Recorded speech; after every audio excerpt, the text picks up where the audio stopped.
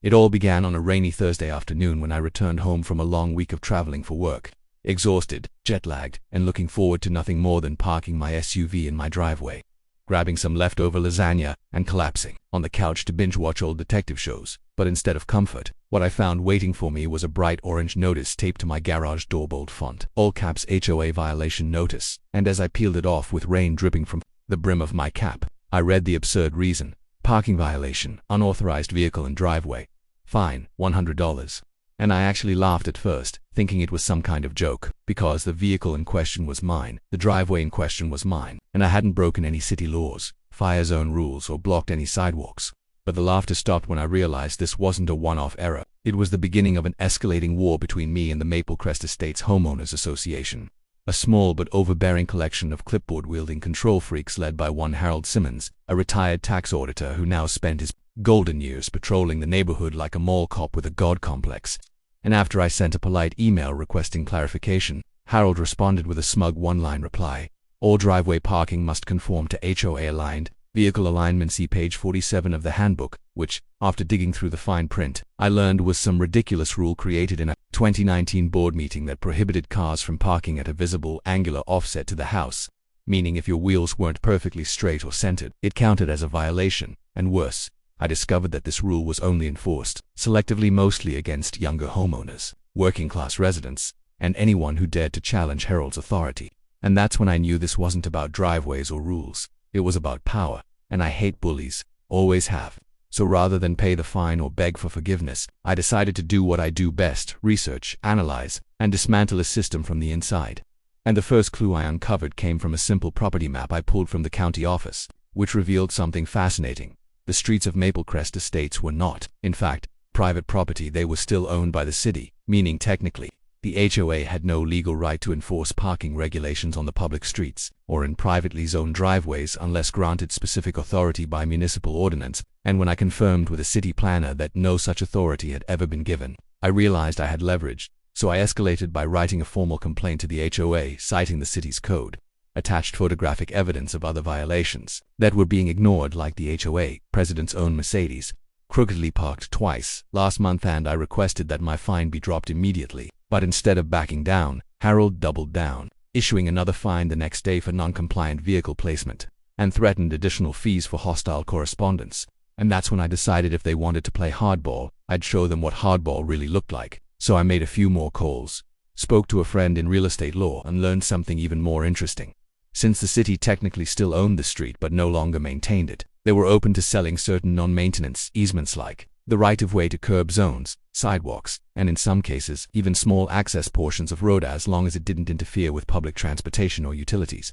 And it just so happened that my portion of the street had no bus route, no easements, and no active utility control. And after several weeks of paperwork, calls, and checks, I received the official letter from the city confirming that I had successfully purchased the easement, rights to the 90-foot stretch of roadway directly in front of my home. And as soon as the ink was dry, I put up a small but very official sign: private easement zone, no parking or enforcement without owner consent, and watched with satisfaction as Harold Simmons nearly choked on his protein shake during his morning walk when he saw it, clipboard in hand, mouth open, steam practically coming out of his ears, and he stormed to my front door demanding answers. But I calmly handed him a copy of the deed, smiled, and said, "Turns out, you're trespassing." And for the first time, the man who'd fined half the neighborhood had nothing to say, just turned red and stomped away, and it felt glorious. But I wasn't done, not yet, because the real twist came when I realized that my purchase had an unintended ripple effect, since by owning the right-of-way in front of my house, technically anyone using that portion of street parking, turning around, or even walking across needed my implied consent.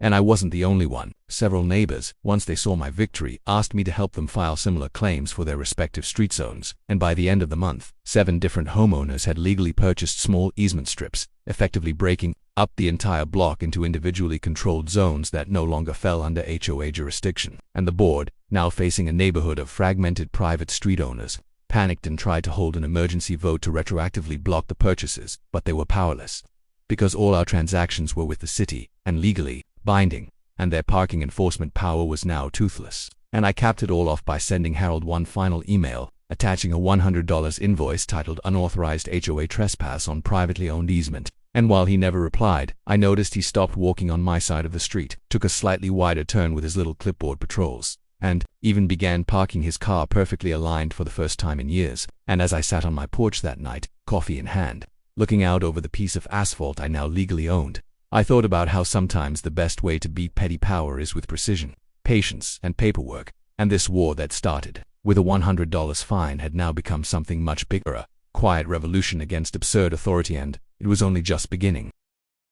After securing legal ownership of the street segment in front of my house and helping several neighbors do the same, the dynamic in Maple Crest Estates shifted dramatically, as if a long-standing invisible weight had been lifted from the neighborhood, and the air now buzzed with the sound of liberation rather than passive resentment, because it wasn't just about parking anymore. It was about the unraveling of an entire system that had grown bloated and abusive under the reign of Harold Simmons and his sycophantic board. And I became, unintentionally, the face of the resistance, not because I wanted the attention, but because people had watched me go from the guy who got fined for parking on his own driveway to the guy who owned the street under his tires. And once that kind of energy starts flowing, it spreads fast. Neighbors began attending meetings again, voting on long-ignored positions, reviewing outdated rules, and requesting budget transparency. And the HOA board, who had grown comfortable with unchecked authority, started scrambling to plug the leaks in their fortress, hosting emergency sessions and circulating defensive newsletters filled with half-truths and veiled warnings. But it was too late. The tide had turned, and no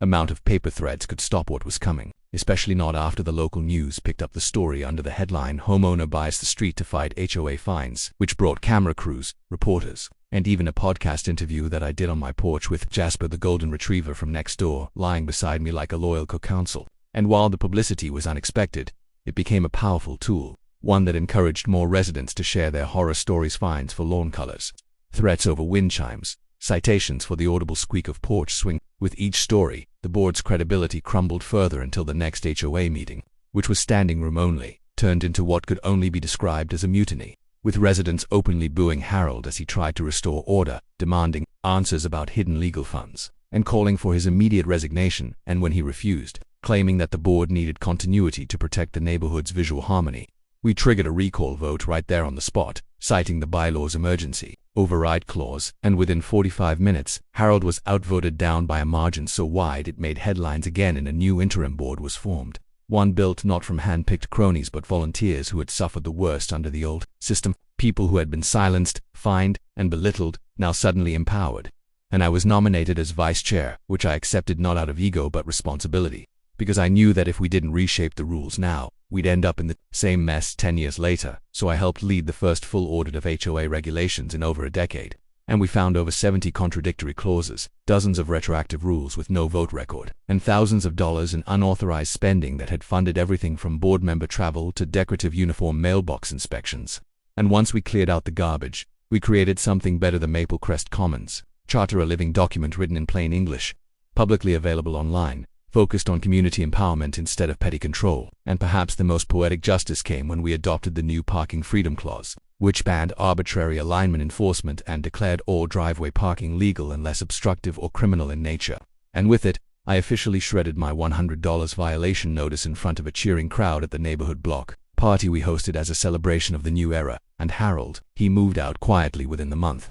His house sold to a young couple who immediately replaced the front bushes with a hand-carved bench that said, "You belong here." And that simple act summed it all up, because this whole journey, from the moment I was fined for using my own property to the moment I helped rewrite the rules, was never really about asphalt or angles, but about the idea that no one should feel afraid in their own neighborhood. That governance without empathy is just oppression with paperwork, and the best part of all wasn't the revenge, satisfying as it was walking through the streets now owned and loved by the people, seeing kids riding bikes without fear of getting fined for chalk drawings, watching families paint their shutters whatever color they liked, and knowing that for the first time in a long time, Maple Crest wasn't just a name, it was a place where people lived freely, loudly, and fully. And I'll never forget the night one of the oldest residents, Mr. Patterson, stopped by with a bottle of root beer and said, "You didn't just buy this street, soon you gave us back our homes." And I smiled, took a sip, and looked out over the pavement I once got fined for parking on, now a symbol of something far greater than property lines: freedom.